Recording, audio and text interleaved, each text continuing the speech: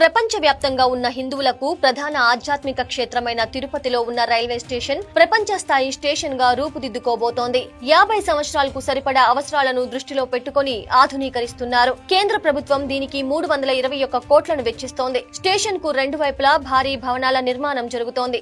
దక్షిణం వైపు భవనం పూర్తి కావచ్చింది. ఈ నెలలోనే అందుబాటులోకి తెచ్చేందుకు అధికారులు ప్రయత్నాలు చేస్తున్నారు. ఇక్కడ 50,000 మందికి సరిపోయే వెయిటింగ్ హాల్స్, విఐపి లాంజ్లు, 900 కిలోమీటర్ల వాటర్ ట్రీట్మెంట్ ప్లాంట్ వంటి వసతులు ఉంటాయి. మరోవైపు ఉత్తర దిశ భవనం కూడా వేగంగా నిర్మాణం జరుపుకుంటోంది. 30,000 మందికి సరిపోయేలా డిసెంబర్లో అందుబాటులోకి తెస్తున్నారు.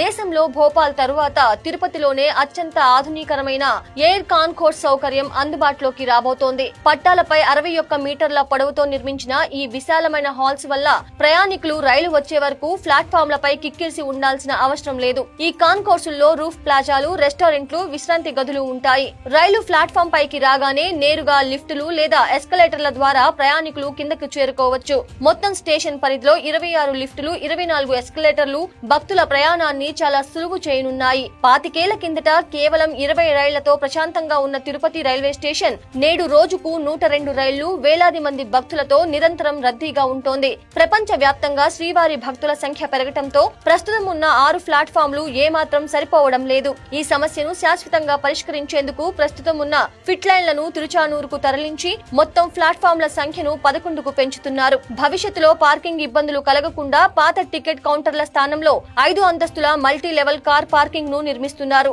ఇందులో పార్కింగ్ తో పాటు meditation halls, clock rooms, rest rooms ఉంటాయి. భక్తుల భద్రత కోసం స్టేషన్ మొత్తం సీసీటీవీ నిఘాలో ఉంటుంది. అంతేకాకుండా టీటీడీ నిర్మిస్తున్న శ్రీపాదం, అమృతం భవనాల నుంచి రైల్వే స్టేషన్ కు నేరుగా స్కై వాక్ బ్రిడ్జ్ తో అనుసంధానించనున్నారు. ఈ పనులన్నీ పూర్తయిన తరువాత తిరుపతి రైల్వే స్టేషన్ అత్యాధునిక విమానాశ్రయాల తరహా